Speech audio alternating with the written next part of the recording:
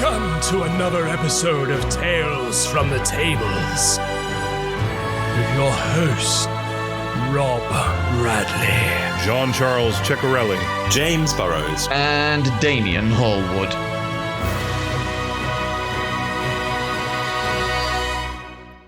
Hello, everyone, and welcome to Tales from the Tables, a Roll Dark podcast. I am joined today by JC. Hello. For the day. Hello, Indeed. my friend. How are we today, Damien? I'm good. I'm buzzing. I've had some good D&D these last couple of weeks. Oh, that's wonderful. I've played some great games. I figure we're going to talk about it since it is called Tales from the Tables. We will have Tales from our tables. I'm looking forward to hearing some of yours, especially what you've just mentioned before we started recording about something you've been playing. It's exciting to hear about. Oh boy, wait till I tell you. You're gonna eat those words. I'm kidding. Oh dear. We've got some big news. Oh yeah. A fairly sizable stone hit the ocean of D&D just these last couple of days. Indeed. And it's going to be interesting to talk about for sure. Yeah, I actually learned about so there's not a lot of news, but this is a pretty big story, all considered, because we've talked about it at length on this podcast, and I don't know where this is coming from. I also learned this through watching a popular YouTuber and D&D content creator, D&D Shorts, and I was like, this can't be real. I mean, he wouldn't make fake content like this, but I was like, is this an April Fool's joke? We're not quite there yet. But sure enough, this is as of, I think, March 19th. We've learned this. The headline that we're dancing around, since we're diving right into it, news from the industry. Let's just go. 90% of Dungeons and Dragons' Project Sigil team has been laid off. They went down from 30 employees, I think, to 3. To 3, yeah. They are effectively folding in Project Sigil, which is that 3D virtual tabletop platform that they've been advertising for at least well over a year. I think it's been more. 2 years. Closer to 2. Since it was announced. Yep. It's not even out of beta yet. It was recently made public probably about 4 weeks ago at this point, about a month. Something like that, yeah. The scope of the project is seemingly being cut back. Andy Collins, who had worked on multiple editions of D&D and other WotC TTRPGs going back as far as 1996, reported via LinkedIn that he was one of those laid off. He indicated that the small team left behind would continue to support and work on the project. Obviously, more news as it comes in, but that's crazy. Just the fact that this is effectively being folded into D&D Beyond and given up within 3 weeks of its launch after so much hype, advertising, marketing, money that has been just dumped into this is kind of insane. Especially given the fact that, as I said, I was watching a handful of different YouTubers and content creators engage with it. Some people actually couldn't. It's riddled with bugs. It's riddled with issues, and not bugs in the cool giant bugs that you can slay kind.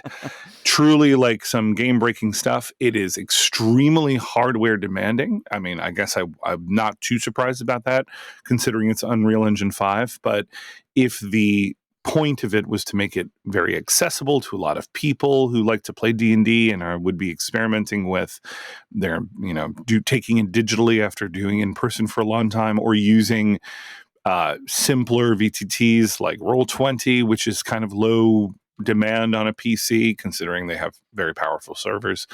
That's still crazy that it's that broken. It's a wild thing. And it's weird. I went through a kind of swing of emotions when I saw this announcement. Because I started, I think like yourself, going, wait, really?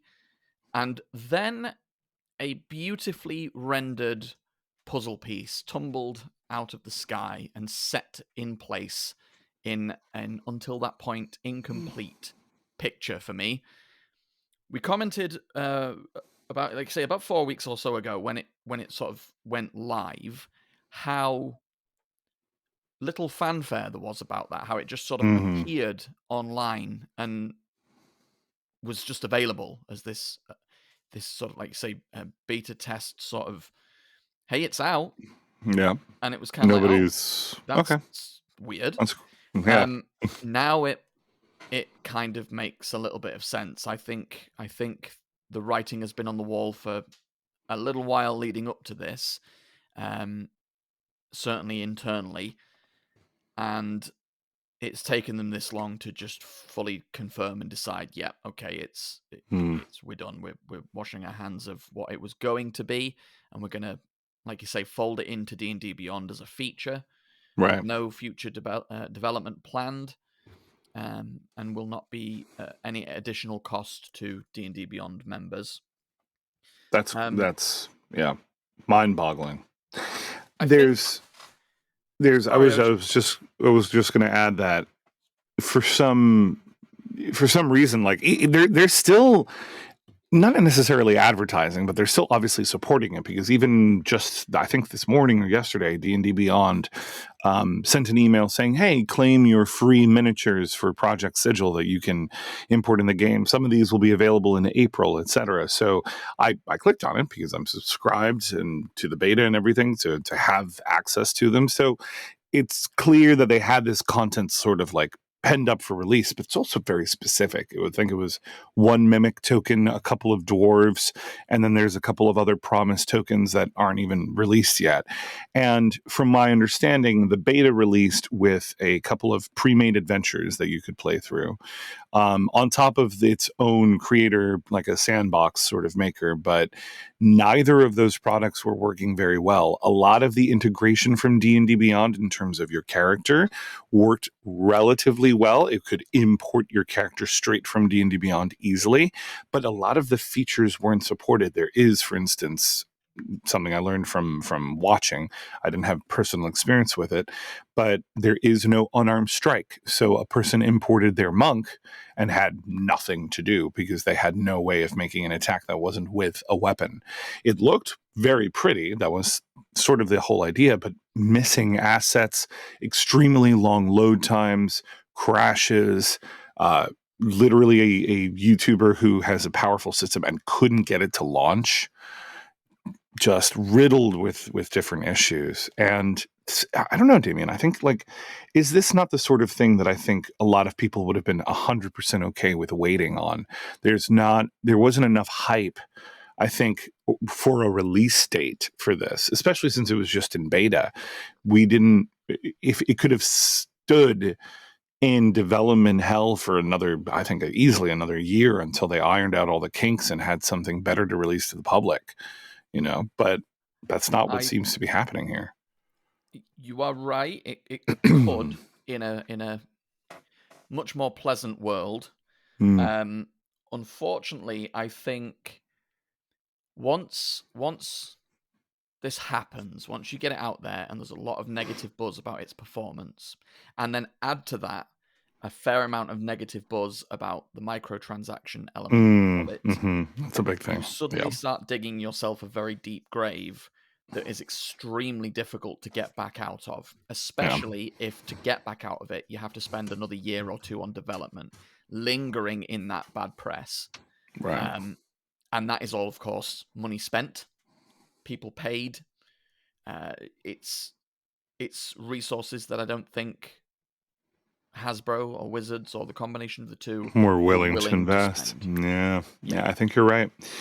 Which is, I also have mixed feelings about this. I think from the beginning it was a little too ambitious, and I think I was like, hey, it sounds like a cool, nice to have, but it's not really the core of what D&D is about. And I think they made a sort of desperate grab to try and lure in the new wave of players that they were getting with Baldur's Gate 3 and with obviously the Stranger Things fandom hitting a new high.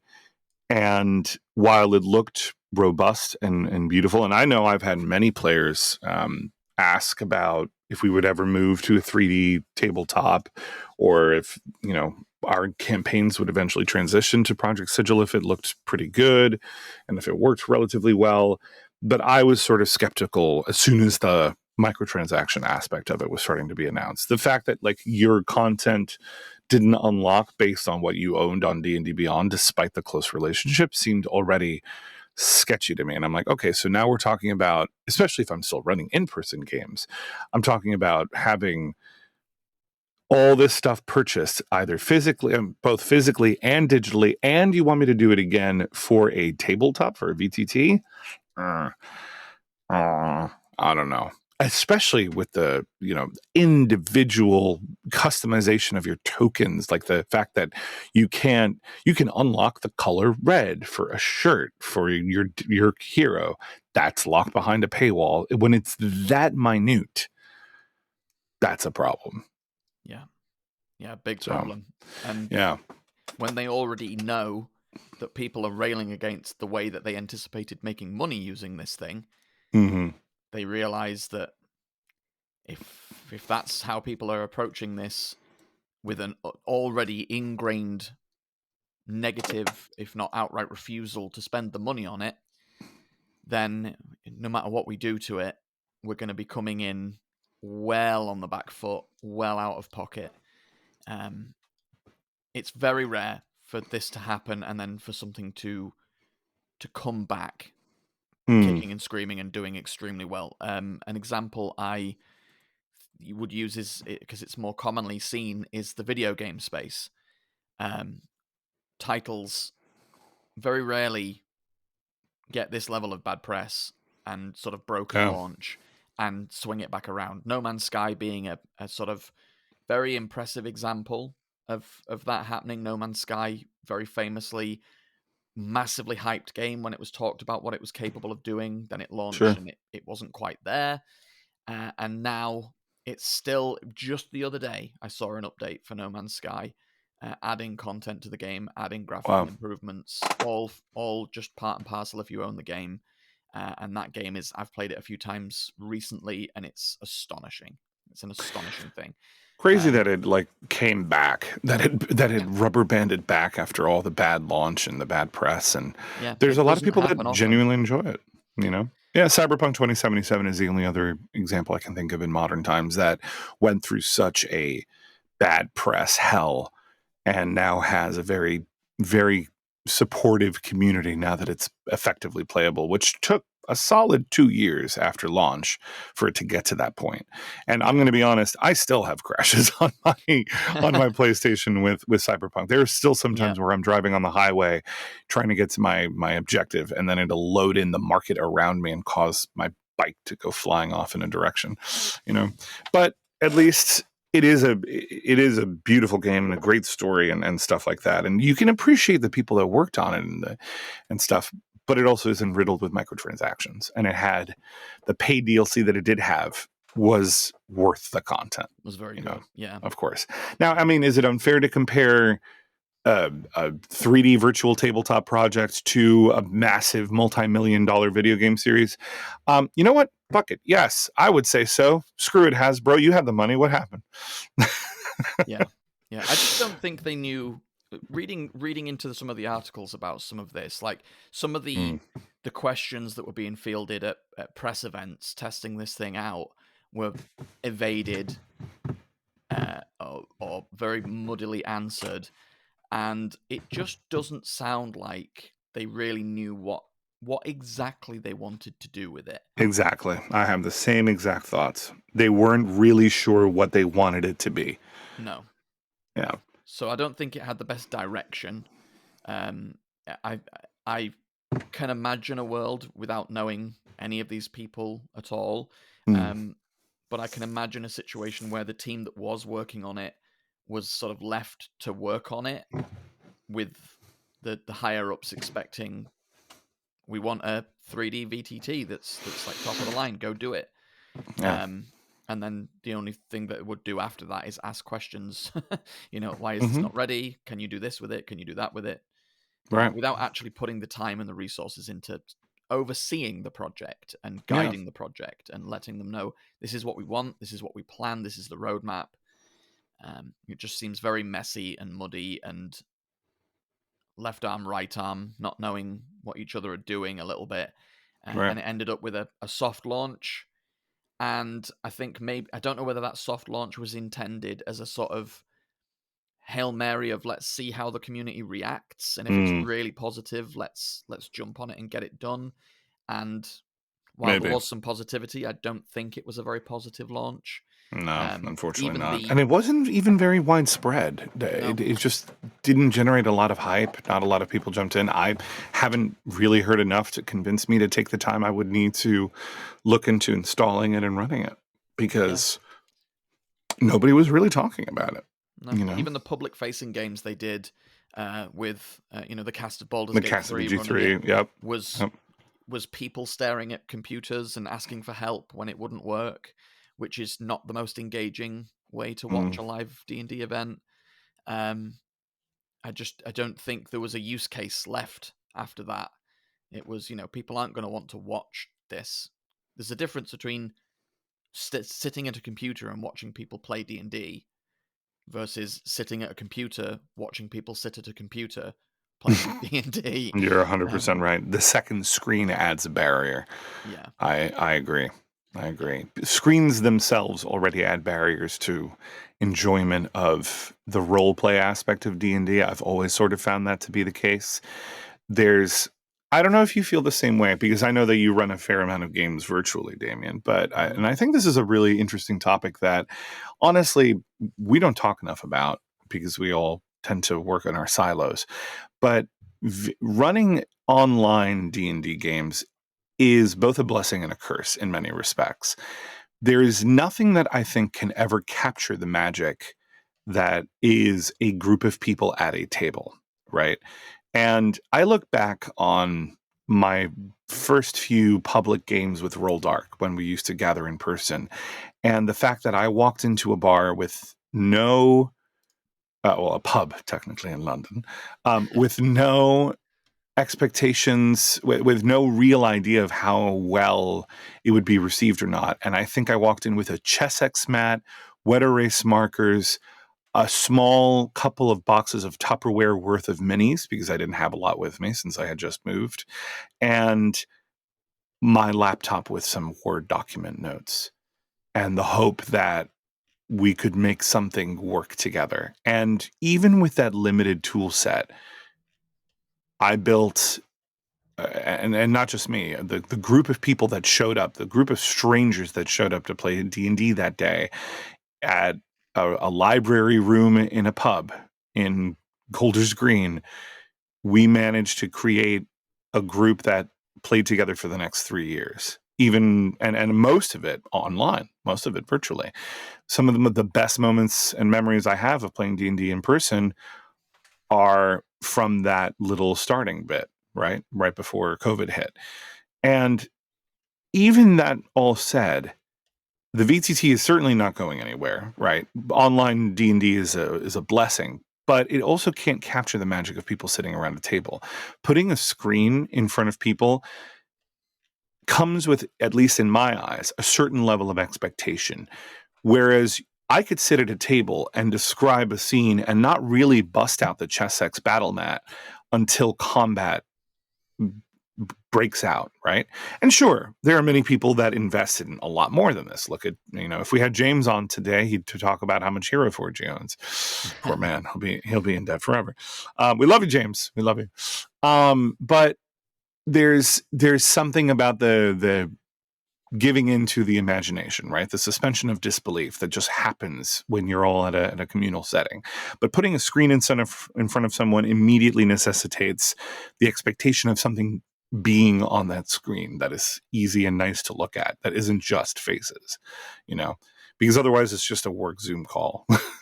Yeah. And you're right in the sense that watching people on a screen doing stuff on another screen, there's too many layers of that already breaks the immersion and doesn't seem like all that much fun, Yeah. But so here's my question. I'd love to hear your opinion. Do you think in the future there is room for something like Project Sigil. I think it's pretty obvious that Project Sigil is like now buried, right? And we're not going to be hearing about this probably ever again. Hey, maybe it resurrects in the future. Maybe someone casts Revivify on it. Who knows? But do you think that, say, 5 years from now, maybe even 10 years from now, do you think that the technology will have caught up to make this sort of thing an easy investment? Or is this really this and Tailspire, which is its own 3D VTT, will hold their little niches, but will never come to the kings that are Roll20 and Fantasy Grounds and Foundry VTT? What are your thoughts? It's a very good question. I have a few angles I want to come at this from. First being the potential for somebody to come along to this tool set and take it under their wing and run with it and update it. I don't know how freely available the resources will be or how locked behind bureaucracy and red tape they are, but if not, there is a world where somebody could come in and fix this. And is his name Elon Musk? No, I'm kidding. That was a terrible joke. Going back on mute. The short answer in, like you say, maybe 5-10 years is close to 100% yes. I think we'll see this again. I think there is a world where someone else does it.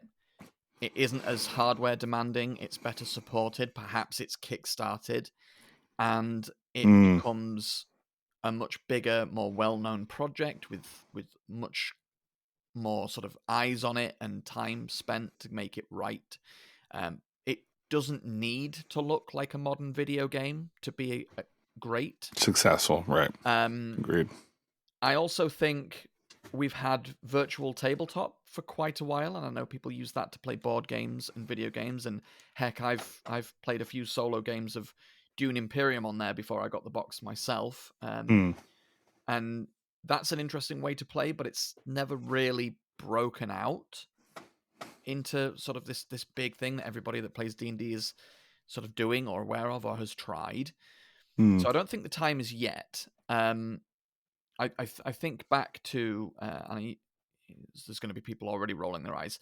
I think back to 4th edition, where I've said before that I just heard that is this. You hear that sound, Damien? It's the sound of people unsubscribing.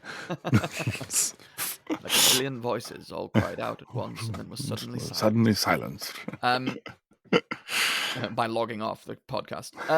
No, I think I've said before I'd be fascinated to know what would happen if something akin to 4th edition was launched now, because I think it was forward thinking in a way that D&D is now trying to catch up with in terms of the way it was designed for battle maps and online play, and it just didn't come out in a world where that was the thing. The same thing happened to the Xbox in the sort of PlayStation 4 Xbox era, where the Xbox just got buried, and I don't think it's ever recovered. Because it was trying to do all this online stuff and permanently online and games locked behind a subscription service.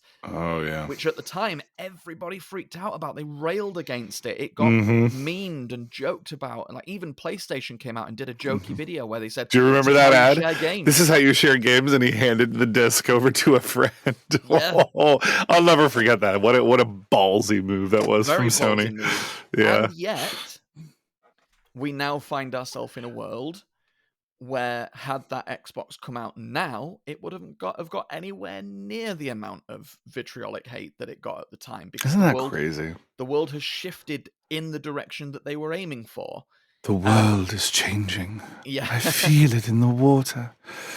Do you know what? The amount of times you hear the term "the world is changing" on a trailer, it's starting to irk me a little bit. It's the new Inner World from the 1980s. Yeah.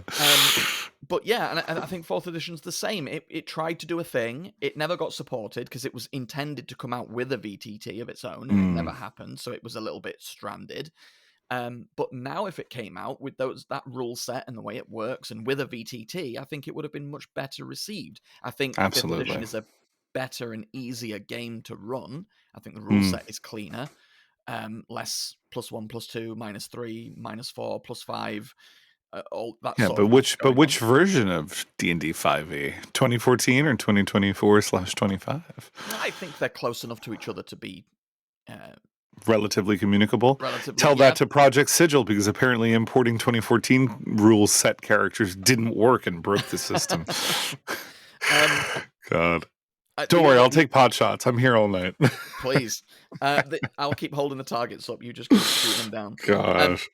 My next point I want to come at this from is there is a whole nother technology that I think we could see this happen in that we haven't really seen yet.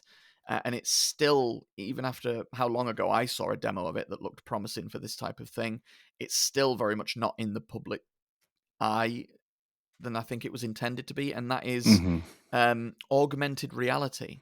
Yeah, I remember seeing an on-stage demo of Minecraft, and they had a table on the stage, and they brought a cameraman onto the stage with an equivalent lens on the camera that you would have on your eyes, and a Minecraft world generated on the table in front of everybody. How cool is that, man? And play with, and it was awesome. I mean, I'm not a Minecraft guy, but it was awesome. I was straight away. I was like, man, if you could do this with D&D and have a virtual table just appear in front of everybody, and they can all manipulate it and play with it and see it, and it not take up any actual room in the house. Isn't that crazy? Yeah. Truly some cool stuff. I could see that happening in the future. I would love that. I honestly think that is probably a better and safer space for that to exist. I still think it will require a lot of it would have to require someone really back, either a really successful Kickstarter or this just being generated and hyped up in a different way. But I think people could make that switch to it. Honestly, I sent you a link here. I know obviously our podcast listeners won't see it, but there is one that kind of already exists. And it's called Mirrorscape. I'm seeing this now. Yeah, I'm taking. Yeah, it's actually really cool. They have a running sort of video background on their website as soon as you click their link, and it shows you exactly that: a group of friends sitting at a completely empty table, with the exception of an iPad in their hands, and the iPad is scanning and zooming around the table, showing you a virtual 3D tabletop with animated effects and tokens that look like Hero Forge minis or miniatures that you would otherwise bring to an in-person game. I don't know how well this works, but I know I've certainly never heard about it before. I found it by typing in augmented reality D&D. There's other things too. There's really cool stuff that isn't even AR. There's what's the one on Steam that everybody talks about that is like the tabletop simulator, but for D&D. I think it's virtual tabletop. Is it? Oh, it is called virtual tabletop. Yeah, fair. That looks very promising, very beautiful. So I don't know. We'll see where this ends up. Honestly, I think that there is a place, and here's my devil's advocate take on all of this. I know we've already spent quite a bit talking about it, so hopefully this is the last bit of my opinion on this. I am willing to put my stake in the ground on this and say, I think that this is one of the heraldic signs of the end of the popularity surge of D&D. Now, hear me out. I don't think Dungeons and Dragons is going anywhere. I don't think people will just flock away from it and it will end up forgotten like it was in 4th edition, right?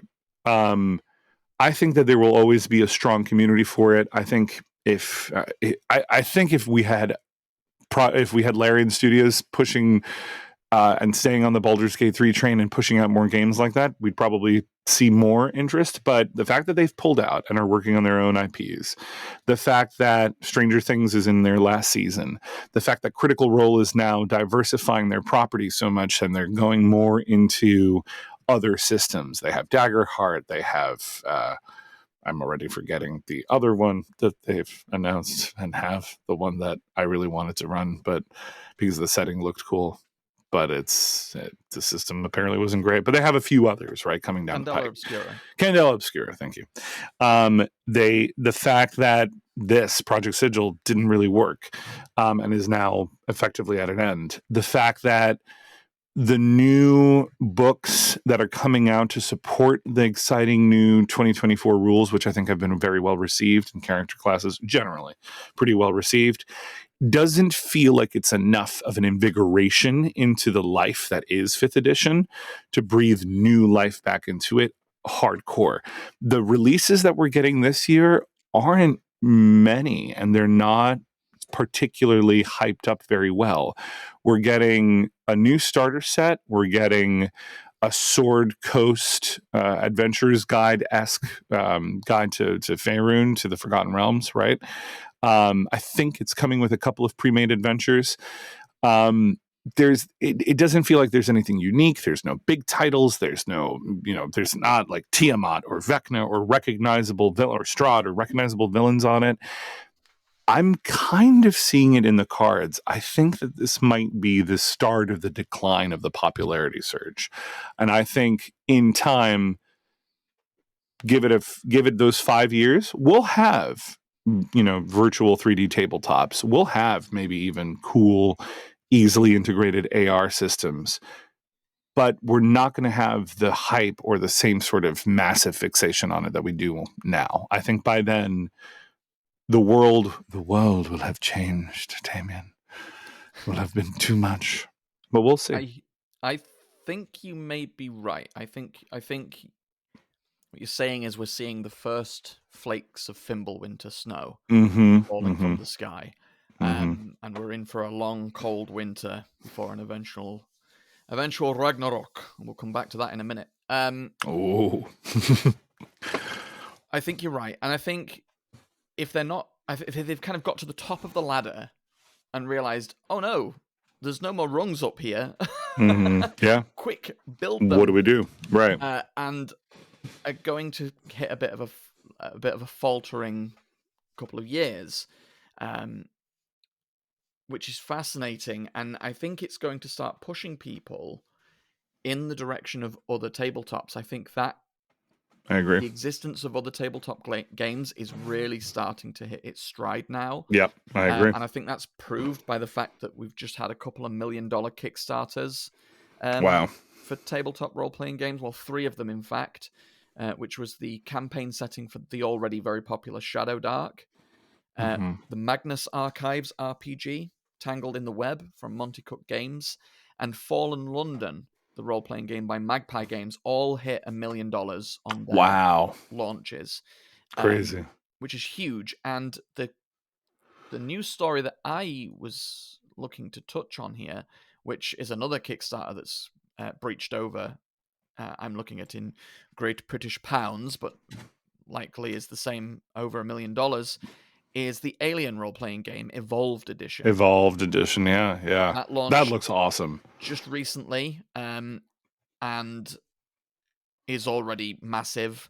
It does look really awesome. You can check it out on Kickstarter. It's still live. Already a great game. Already a popular game. Looks like it's going to capitalize on that and be even bigger with new modules, new books, updated rules, updated UI, miniatures being added to the game now. Sort of dedicated miniatures for the game are being released for it, including a full starter set of miniatures for their starter adventure, which launches the 2nd edition called Rapture Protocol. Oh, cool. Okay. We're seeing all of these TTRPGs starting to launch big, and I think people are starting to spread out a little bit now. And because D&D hasn't done anything huge, it hasn't done anything big, and the release of 2024 was kind of big, and it was kind of, it was very heavily reported on. And it was the biggest event of the year for sure, and that was that Vecna had preceded it, but was poorly generally received, right? Done. People are settling into, okay, we're going to keep using 2014, or okay, let's dive into 2024, and that's kind of it. We get no adventure, like you say, no big adventure coming this year. So it remains to be seen how much of a flounder this will be, how damaging a quiet year for D&D post the launch of 2024 will be. And I think you might be right. I think they've kind of hit the peak popularity that they were going to get to this time round. For sure. Without a massive release or a massive shake-up, or something as big as in an Elseworld story, massively successful 3D tabletop. Mm-hmm. I don't think there's anything that's going to do that. I think the big three things are also in their sunsetting, or I don't want to say sundowning, I'll say sunsetting phase, right? The three things that kicked off the interest or kicked back the interest into D&D. The fact that we had Critical Role, highly successful for what it was.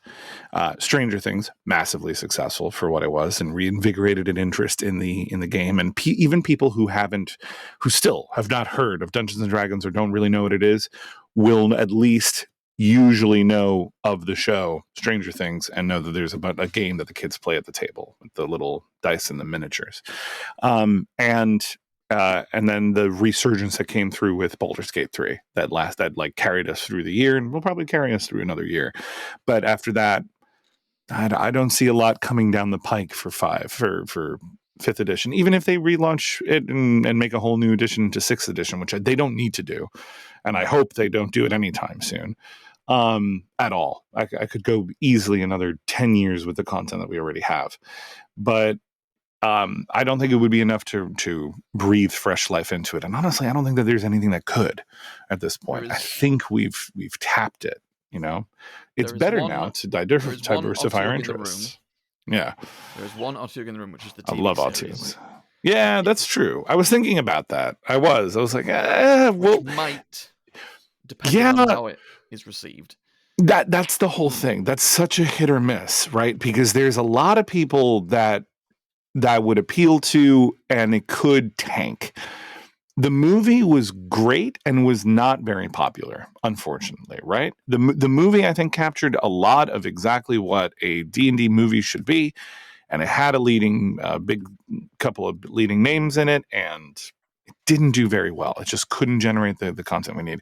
A TV show could live in its own space, but it would have to hit the right mark, and that is very hard to do with something that in a hobby where it is different to everybody who plays. Everyone who plays this game pulls something different out of it. There are some people that want the nostalgia of the 80s cartoon. There are some people that want the heavy role play focus of groups like Critical Role and Dimension 20. There are some that are the beer and pretzels players and just want combat and it feel like it's a very DM versus player mentality, but that's what they're in it for. It means so many different things to so many different people that just making a fantasy series. Look at not Wheel of Time. Look at the Lord of the Rings show on Amazon Prime, right? I hear the second season is great, but a lot of people bounced off of that on season 1 because it wasn't what they were hoping for. And that's it. They had a better chance because it was a book series that has only been done into a live action once. And now twice with the show. So it's tough. It is. We'll see where it ends up. But I know, like I said, we've talked a lot about this, but it's interesting to see this kind of trend. And I also think that, just lastly, I think that'll also rely on the pulse that we have on the world. Like I know that sounds kind of grandiose, but to know what the zeitgeist is, I think the years that D&D has come back kind of found a sweet spot. Yeah. 2014 to 2024 was a time of change and COVID hitting, and especially here in the States, a lot of controversial presidency changes, and a time for people to refocus on hobbies and whatnot. But now that we're moving out of this era and into a different political climate, into a different global climate, into a literal climate, I think this will also, I can't predict what it'll be. I don't think we're going to see like video games, take center stage of entertainment. I don't know that it'll be a certain kind of different movie experience that will take center stage of entertainment, but something new feels like we're due for something new in the entertainment space. That's what I think will happen in the next couple of years, whatever that may be. I think that's fascinating, and it's I say probably a further topic for further podcasts. But like you said, coming down the pipe, there's a lot of TV series that are coming to their end as well. Yeah. But there are some juggernauts on the horizon in TV, and I think TV could potentially be the new thing. Maybe. Because we've got, shows like The Last of Us still going strong. Second season incoming. One of the most watched trailers ever for that second series. We have D&D, which has potential to be a big show. We have Harry Potter, the TV series, on the horizon. Oh, wow. Oh, I didn't even know about that. Oh, wow. Yeah. We have some big IP. Warhammer. Mm-hmm. Warhammer 40k with a TV series on the horizon. That could be interesting. That could be the new thing. That could be the new thing. Yeah, the new nerd entertainment for sure. Yeah.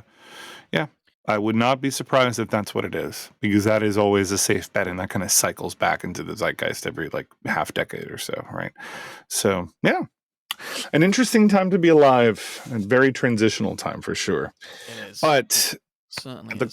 Yeah, but at the core of all of this is, of course, our own adventures, our own stories, the tales that we tell from around the tables. So, Damien, I know you were pretty excited to share at least one, if not more. Do you want to kick us off?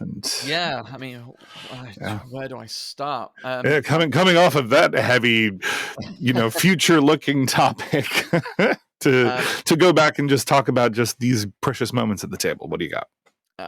Where do I start? So, I can say really quickly, just because I'm still cognizant of avoiding spoilers for it, that I've hit a section of Vecna on Tuesday night, Eve of Ruin, which is a classic dungeon. Just a dungeon with traps and puzzles and monsters and corridor to dungeon chamber to corridor to dungeon chamber, and very excited about it. I think my players are too.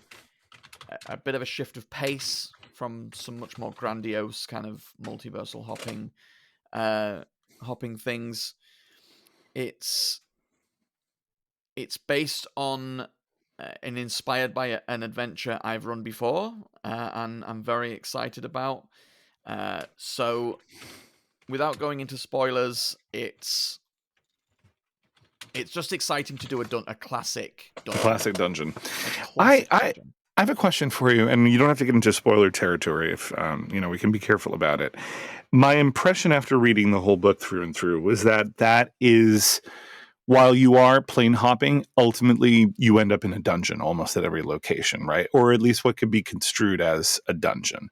I think you know what I'm referring to when I say, like, they're not strictly, truly dungeons. They're not prison cells under a castle or tombs in an island or something like that. But there are effectively dungeon crawls in every area that you go to.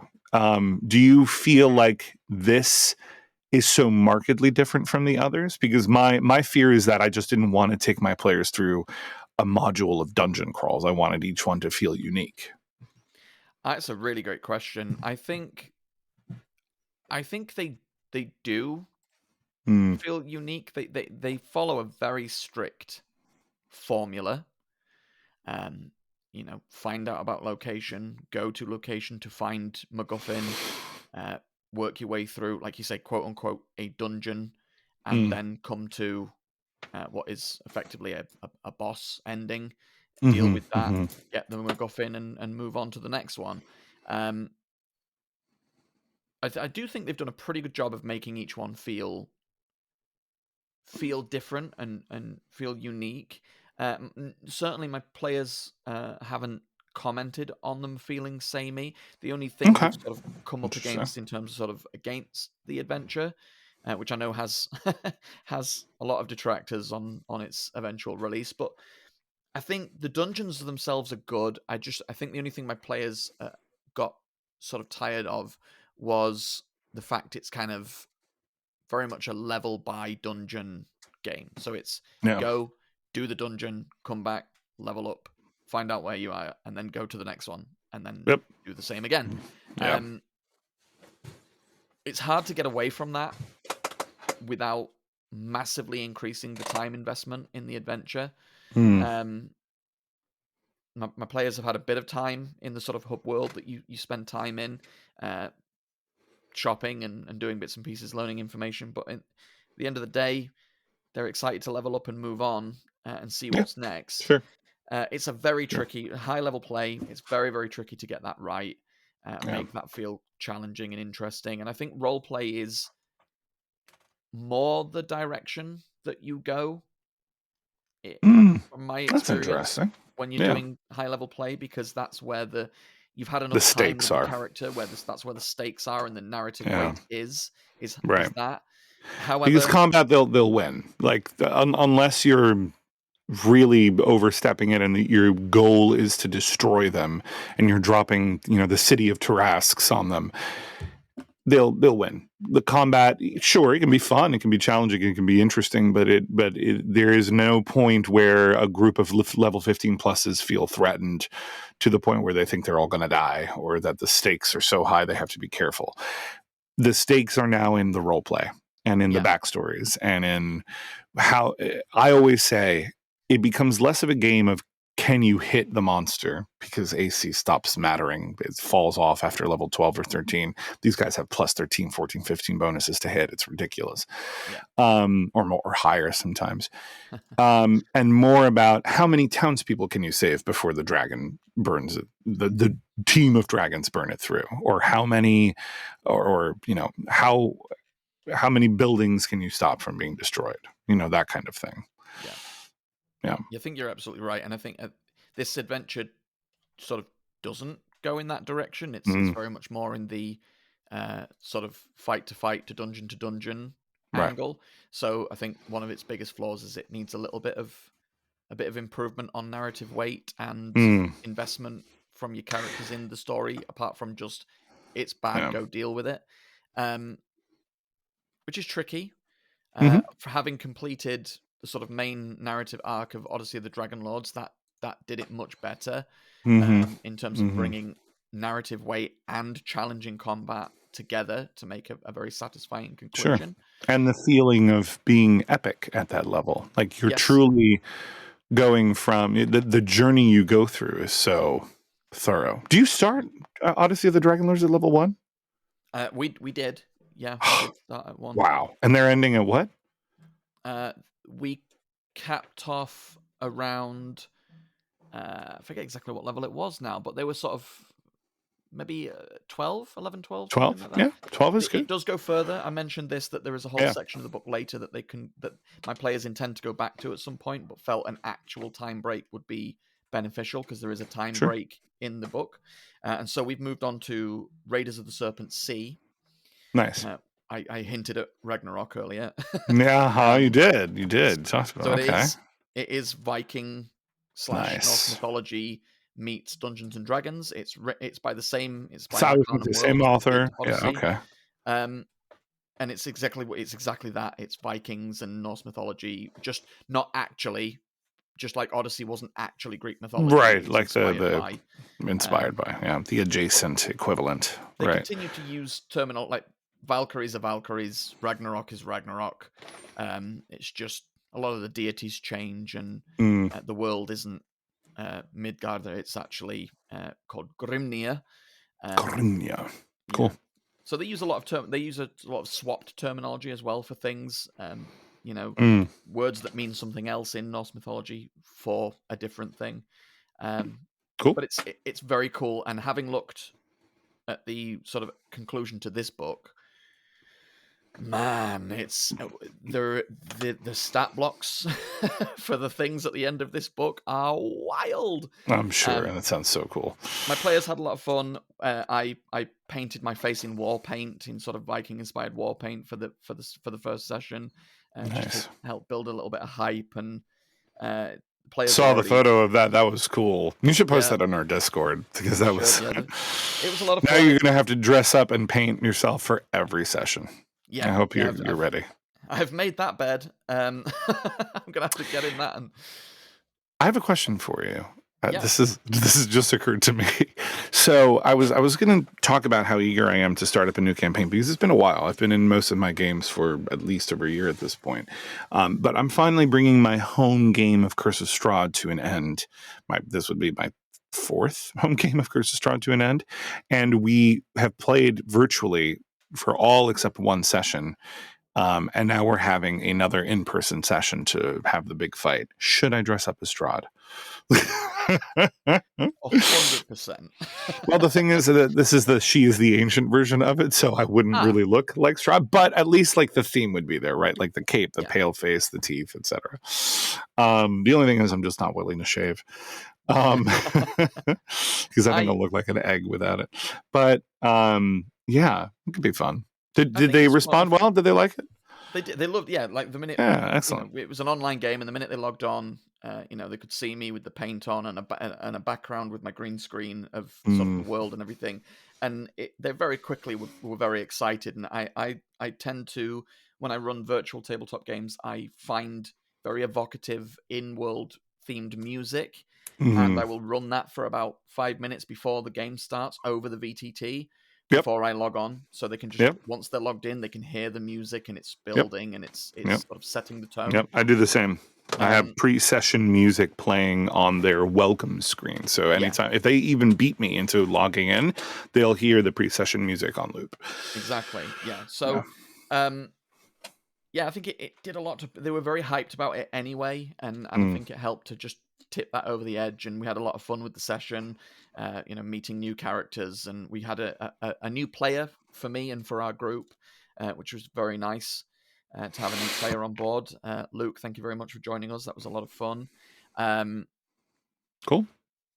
I had a returning player come back and join from previous campaigns, so it was really nice sort of reunion and meeting a new face and a new setting that all of us are really excited about. Like all of us have a deep That's awesome mythology and that. So really excited to see where this campaign goes. And there's such good, beautiful music for that kind of game setting too. Just download the soundtracks to God of War, and God of War Ragnarok and Assassin's Creed Valhalla, and you already have so much to go on. It's really funny. I was on Discord leading up to the game, and I was talking to my players, character setup and everything. And one of the players live messaging me said, "Hey, do you know what? You should listen to Heilung in anticipation of this." And I was literally sat listening to Heilung. How crazy is that, right? I was like, wow. I'm listening to them right now. They're incredible. Yeah. That's awesome. Yeah. Really, really exciting. I'll keep you posted. Nice. Vikings. Yeah, please do. Let's go. Yeah. So for me, like I said, I'm bringing Curse of Strahd to an end in the next few sessions. We have a big in-person session to do the fight with Strahd. That's next weekend. I'm so not ready. I need to prepare for that. Woo! But we've talked a little bit about Vecna, Eve of Ruin, and I want to share my thoughts on this. So so longtime listeners of the podcast know that Damon and I are both running the same adventure, but we're doing it in very different ways. And it's always kind of like, I love touching base about it with you because you're running it very by the book, by the module.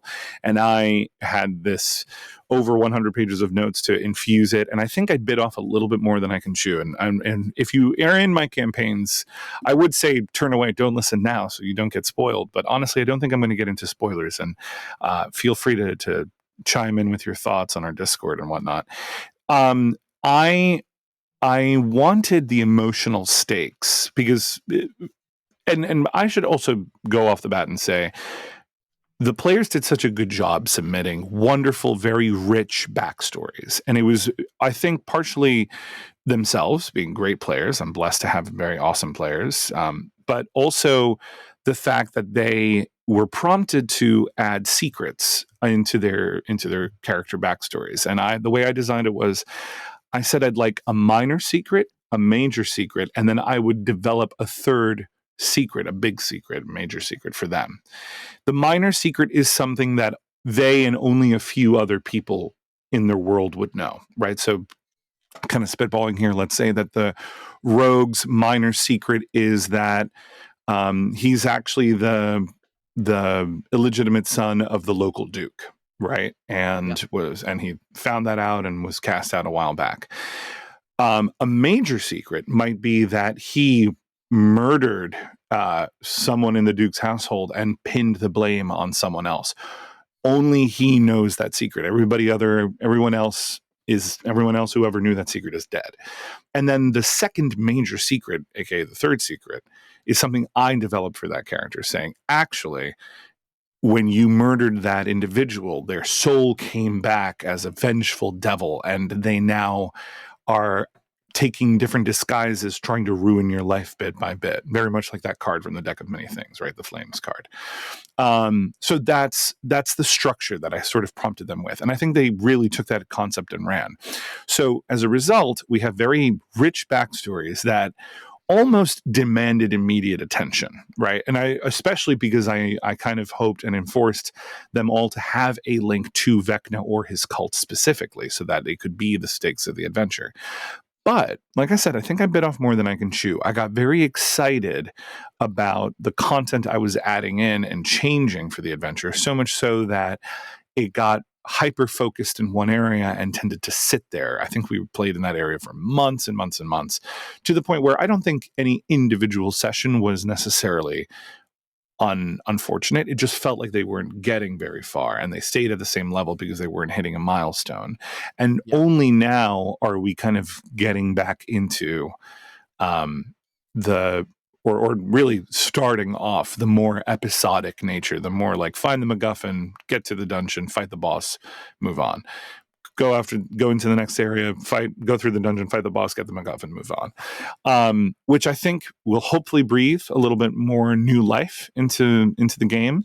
But at the same time, I also have 2 returning players from a different campaign coming back and entering this game just in time for this. So I think we're due for a fresh breath of life into the game, and I'm very excited to see where it lands. But it's interesting to me that I've over course corrected, and we've done a lot of heavy RP and not a lot of dungeon crawls. A very opposite experience from what you're having right now.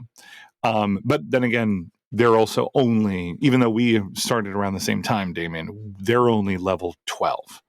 And 13 is a bit far off for them. So, and that's been a while. I've been running this, I think, at least 9-10 months, which is kind of crazy. So, if you're a player in my Vecna game, patience, because I think you'll be shortly rewarded, and hopefully the pace will pick up and all of the setup for it will pay off by the end. That is my hope. It's really fascinating to hear, because I remember when we talked about Icewind Dale, our play styles and things were very similar, aligned. I think for me, and if players are listening to this, and feel free to talk to me about this if you have strong feelings about it. For me, I think I looked at the things I would want to do to the campaign to change it, and it became apparent to me that in order to do that, I would have to put a significant amount of time and effort into rewriting that. That running, for me, 4 games a week plus having 2 very young children would have made very, very challenging, and detrimental to my other games, and detrimental to that game itself, probably, to the point where you may not have pulled it off the way you had hoped to, And so my changes have been much more subtle, much more sort of just tweaks and fixes, minor adjustments, right? Sort of foreshadowing of things that aren't in the book, and just building that slowly and more in a more nuanced way. And honestly, aside from the players expressing that that this very quick leveling, it's weird, that's kind of slowed up now, because the dungeons for some reason seem to be taking longer. I don't know if that's by design. I need to look at that in more detail, but the further we go on, the longer the dungeons seem to be taking. And interesting. That has been very interesting. But I have to say, for the most part, aside from that niggle, I'm probably higher on this book than I was when I first got it. Interesting. Okay. If you take it from that perspective of, If you like just getting down to the table, rolling dice, like you say, beer and pretzels players, especially if they have a sort of deep-rooted love of the world or worlds and the sort of multiversal aspect of the game, because it's very much a sort of greatest hits, who's who, kind of can you spot the reference type thing. I think in that regard alone, aside from the niggles I have with it and some glaring omissions that I'm surprised were not in the book, it's a lot of fun. I've had a lot of fun with it. Some of the encounters have been fun. Seeing the players react every time they find out where they're going next, and get very excited about the potential of what they're going to be up against. Sure. This place where I am now, you'll know the sort of architect of that location, and one of my players has been up against that person That's in cool. a previous campaign. That's very cool. Yeah. That their character is linked to. They're playing the same character, so they came into this campaign having, not with us because we did Icewind Dale, but in their own world had done the setting that this is linked to. Very cool. So they've come into this, and once they heard the name and where they were going, we've had some great roleplay moments with their character because their character knows who this is and has dealt with them before. And so, they were very much looking at the dungeon from the perspective of check everything, read everything, just, we need to be sure, we need to make sure we're on this, and kind of going into a bit of a panic mode. And I think that's another way that the role play in this campaign is important, and how you can get some great role playing out of it is try wherever possible to play with people who've done one or more of the existing campaigns, because there are through lines, there are links. There are things that the nostalgia / the callbacks are worth it. That's really the cool thing. Even some of the ones, even earlier on when there's a sort of very famous couple of people that make appearances, even if you've probably never dealt with them, these NPCs head on, the fact that their names are so innately recognizable because they're literally printed on some of the books is just it's charming to see how the players are like, hey, I know who that is, and then they start making puns, and they're like, I don't want to add too many spoilers to it, but they'll start making puns, like, it's so good to meet you. Hey, do you happen to have a cauldron of everything? Things like that. They're having fun with it. Yeah. So cool. I'm getting very close to the one of the most contentious and most widely reported and most widely talked about things in the book. So I'm very interested to see. Very interested to see how that goes for you. Where that goes. Yeah. So that remains to be seen. Cool. I'm excited for it. Yeah. I'm. I don't know if I told you, I added because I felt like it needed a little more multiverse in my multiverse. And because if we were already doing the greatest hits, it felt like a crime not to do so. So at one point, my players, spoilers, will be going to Exandria, to the world of Critical Role. Cool. Yeah, hopefully briefly. I don't want to engage with it too much because I could never do it true justice. But I've already invited the cast to guest star for that episode, the cast of Critical Role, and we'll see. And we'll see if they get back to me ever. Matt, if you're listening, prices now. Yep. Matt, if you're listening, actually tonight I get to see. Not anyone from Critical Role, but Deborah Wild, who voices Lae'zel in Baldur's Gate 3. She's going to be in 20-Sided Tavern, and we have tickets. So I'm very excited to see that. Very, very cool. Yeah. One other tale from the table that I feel like I would be remiss to not share, very different from what we've been talking about with the scopes of our campaigns and the larger adventures and Vecna and whatnot, is my Wayfinder game is still going strong. Those players are now level 20. Wow. They didn't hit, they hit a milestone, but it wasn't like the particular end game milestone they had. And I was like, do I have a problem with them being level 20 for a significant portion of the end of this adventure? No. And the fun thing is, discovering, and they've been high level long enough because we've been playing for 4 years. It's been fun to see what works and what doesn't in terms of challenges. What still scares the players? What doesn't scare the players? Where do their stakes lie? And the perspective that our teams bring to or my teams bring to this game is so much fun to always see. The answer, by the way, is different characters. That's the answer. The relationship between characters and the role play, like we talked about, right? That's the big stakes. They're never going to be too. They never will be more impressed by the most epic monster that they've ever dealt with or fought than they will that a previous character that they thought had long since died has been raised as a lich and is causing havoc in a different place. They're like, oh, Evie is doing what? Let's go kill her again. Things like that. That all being said, we've had a handful of birthdays to celebrate the teens' birthdays. We've had a handful of one-shots. And one of them requested a story based on a side plot that happens in a Terry Pratchett novel, a Sir Terry Pratchett novel, excuse me. And if you're not familiar with Sir Terry Pratchett, he's the author of the Discworld series of books, which is like 49 plus books long. It's crazy.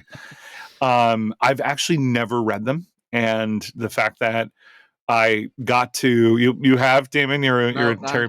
You never have. We talked about this a long time ago on the podcast when they announced the RPG that it's just not anything I've ever got into. I have to say this, and I don't care about spoilers for a book that's I think from the 80s or 90s. This particular side plot, in true Terry Pratchett fashion, is about the world of Discworld, or a city in the world of Discworld, which is already very, how do I put it? It's very tongue-in-cheek humor. It's very fantastical humor and ridiculous situations, almost like a Joseph Heller-esque sort of attitude to it. It's about death being on holiday. The character of death being on holiday. So there's an extra buildup of life energy causing strange phenomena across the city. And now there's snow globes that are being sold to the populace that are actually eggs that hatch into shopping trolleys. And the shopping trolleys will eventually merge and morph into one massive shopping retail mall that they have to fight. Yep. This is the side plot of one of the books of Terry Pratchett's Discworld series. This is what we're doing right now in Wayfinders. Yep. The fact that they had the Wayfinders, as they were the kids, as they were exploring the mystery and the murders and the supernatural events, and they found these snow globes and knew that something was up and had these wonderful theories as to what they could be and what they mean, and maybe the different sections of the city that the snow globe represents mean something. And then they just watched it hatch at like an egg into a shopping trolley. A murderous shopping trolley was probably the weirdest moment we've had in a long time. They're like, what is happening? But it's a breath of fresh air, and it's fun, and it's ridiculous, and we're having a great time, so to speak. I do love a bit of whimsy Victor. In D&D, but I just don't. I just, that's not where my love for fantasy storytelling sits. Listen, Damien, 100% same. But so I'm here for it right now. The humor of it, and I know there's some very, very fun twists on classic tropes in those books that are very clever and very interesting. But I just don't think it sits where my sensibilities sit.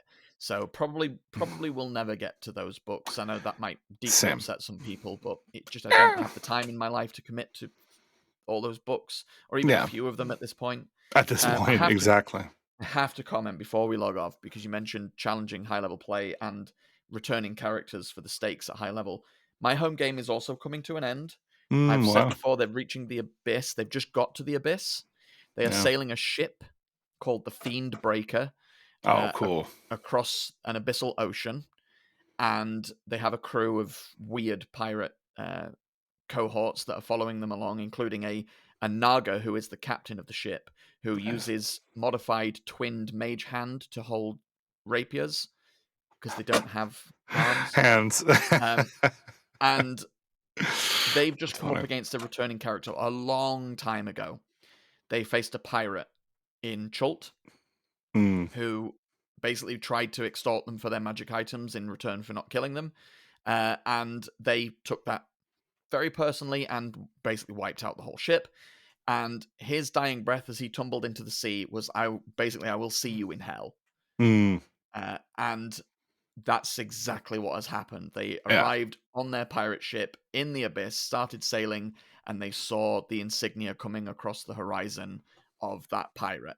Now, where the challenge comes in is I wanted an interesting stat block, because obviously the stat block, just making them undead or fiendish, wasn't going to be enough, because they was lowish level. You need more. I didn't again have the time to just start Frankensteining anything, but I found a stat block that I really liked that thematically met with his sort of fiendish swashbuckling nature, and I used the Maralith. Oh yes, okay. And coincidentally enough, swords. In another game I'm running, a Maralith showed up as well. And cool. In that game, it was the 2014 version, and in my home game, I used the 2024 version, and I replaced the serpent tail with a whip, so they can still constrict people, but it's a fiendish whip instead of a tail. And if you don't know, the Maralith can make 6 attacks. Plus an attack with the tail as well, /whip. So that 7 attacks that very total. Much fed into the rapid swashbuckling fighting I wanted him to be able to do. The big change they've made between the 2 editions. I see it. I know what you're going to say. Go for it. Is a bonus action. Yes, I saw that. Oh, that's really good. Wild. That's so good. They at one point they were fighting on the top of the mast with this pirate, swashbuckling against him. He absolutely railed on one of them, stood on the mast. So from below, somebody using, I think it was their Eldritch Blast, to like blast them off the top of the mast, blew them off the mast, and they just teleported back into the ship. Came right back up. That is awesome. Awesome. It has been because he has minions as well. That they are pirate ship versus pirate ship, so there's all that swinging from ship to ship going on. So he has minions to sort of fill out the roster of things to keep them distracted, and that combination of having minions, having a dynamic battlefield, and that stat block has made him one of the most terrifying things they've faced. He is walking through them quite handily. I don't think he's going to TPK them. Like I said, like you've said, high level play, that's very hard to do. But he is burning their resources, and he is dropping people to 0 hit points, and all the while being this badass, burning, Revenant-esque pirate from their history who is out for revenge. He told them he was out for revenge, and he is back to enact that revenge. All amazing. Coming together to make a really fun high-level encounter. So Maralith. That sounds like a lot of fun. Maralith, man. I'm sitting here looking at the 2 different stat blocks, and it's massively interesting to me how much I hate and love the changes that they made between them. First and foremost, the AC of the 2014 Maralith is 18, and it bumped down to 16 in the 2024 version, 2025 technically version. Yeah, I buffed that a little bit. HP, the average HP, went up by by 31, which may not seem like a lot, but it is interesting to see. It also gained a climb speed randomly. The rest of the resistances and immunities and whatnot are pretty much on par. The bonus action teleport is nuts. Yeah. But they did change it to a recharge ability, which is also crazy. It is a recharge ability, yeah. The damage that the swords deal is better now because it's a D10 plus 2D6, whereas previously the swords were just 2D8s. The tail, and this is actually where it gets interesting. The tail, in the original version, it grappled them with a high escape DC, 19. Now it only has 14. but they also restrain them, and it has the words, the Marilith can automatically hit the target with its tail, aka dealing another 2d10 bludgeoning damage, plus 2d10 plus 4 bludgeoning damage, and it can't make tail attacks against other targets. I know you're using a whip in your version, but the 2025 version is a much lower escape DC, and it has the restrain condition, but it doesn't say anything about auto hitting, which is interesting. And it doesn't even say anything about only restraining one target, which is kind of logical, right? Because if it's using its tail, it's only going to have one tail to do it with. This is the kind of thing that I think benefits from a little customization. I would probably Frankenstein the stat blocks together, if I'm being honest. I like aspects of both of them.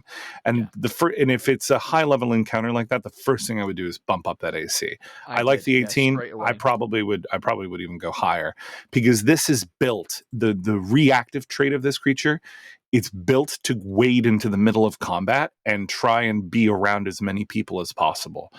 Those 6-7 attacks that it can make is meant for it to engage in melee, and the fact that it can take a reaction, opportunity attack, or parry on every turn in initiative. Yep. What a fun fucking monster. But I mean, yeah.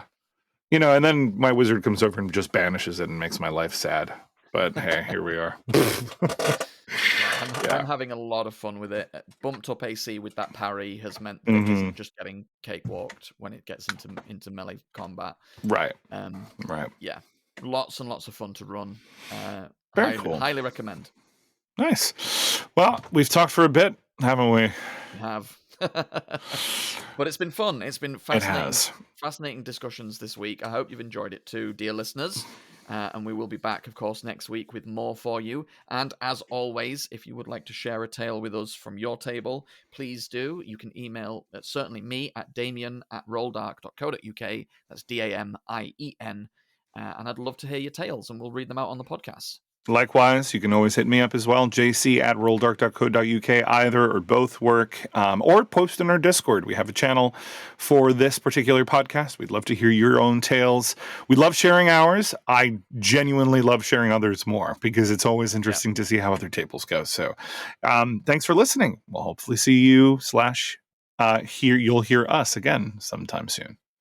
Indeed. Bye-bye.